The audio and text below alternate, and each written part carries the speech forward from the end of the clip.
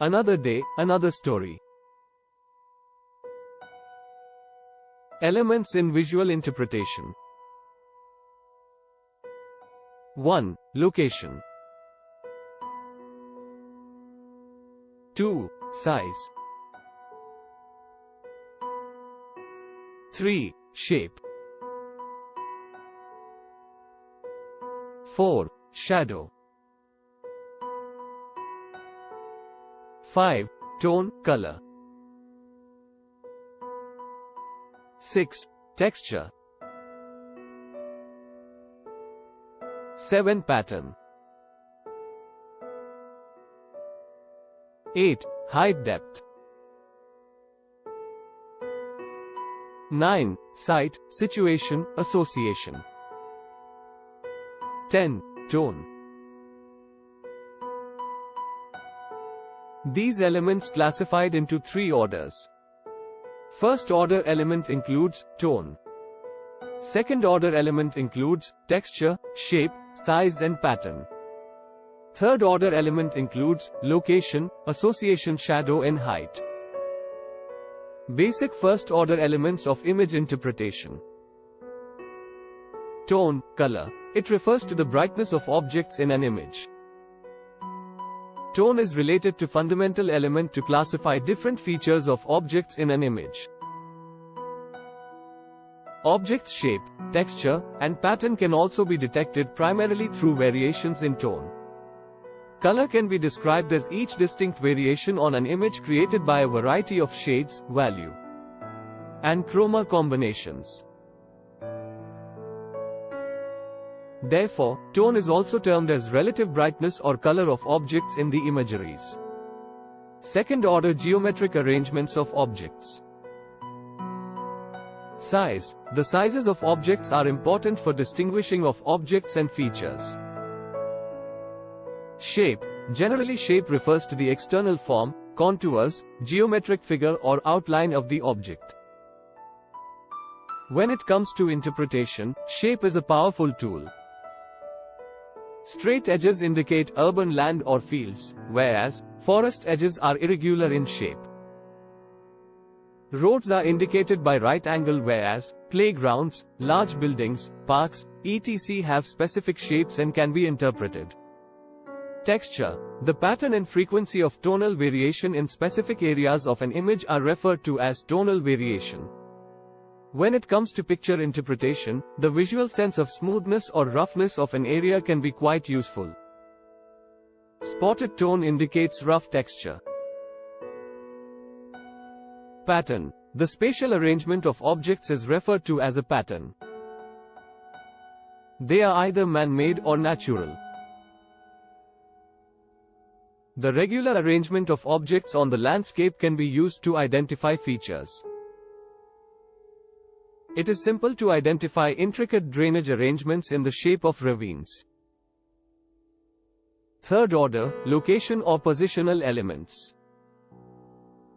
Shadow. It can help with interpretation by giving a sense of the profile and relative height of a target or targets, which can help with identification. However, because targets within shadows are substantially less distinguishable from their surroundings, shadows can diminish or eliminate interpretation in their region of influence. Shadow can also be used to highlight or distinguish terrain.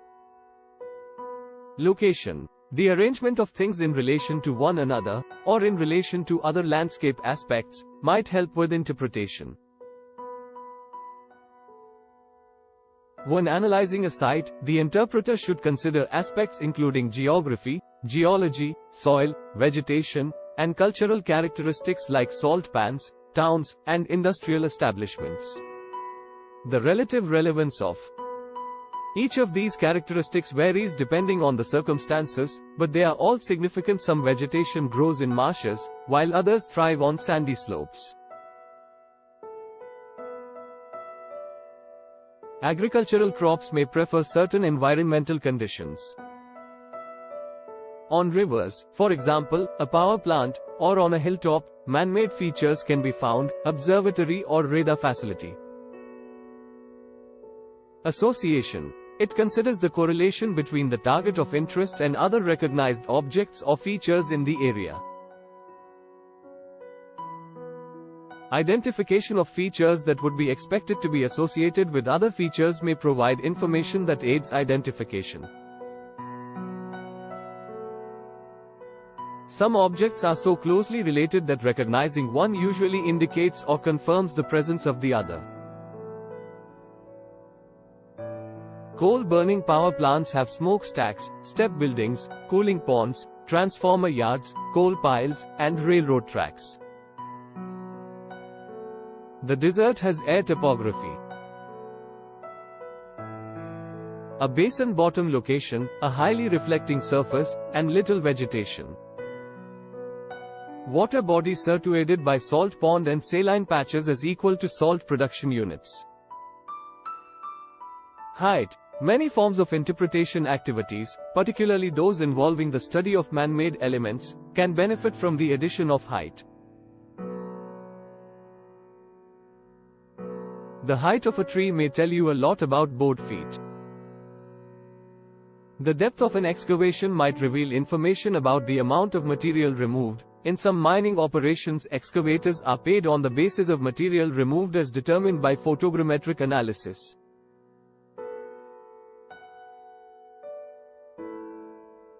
Applications of remote sensing in civil engineering, town planning.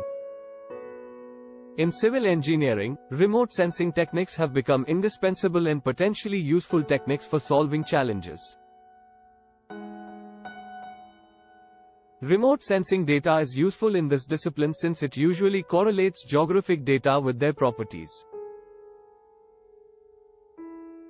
Remote sensing can be used to extract many themes such as geology, terrain, drainage, and hydrology. Applications of remote sensing in civil engineering. Point 1. Infrastructure management. 2. Critical infrastructure protection. 3. Site analysis. 4. Reduces cost of management. 5. Provides detailed geographic information. 6. Town planning. 7. Urban development. 8. Water resource engineering. 9. Least cost highway alignment. 10. Terrain mapping and analysis. 11. Landslide prediction and analysis. 12. Providing construction requirements. 13. Regional planning. 14. Data handling. Thanks for watching.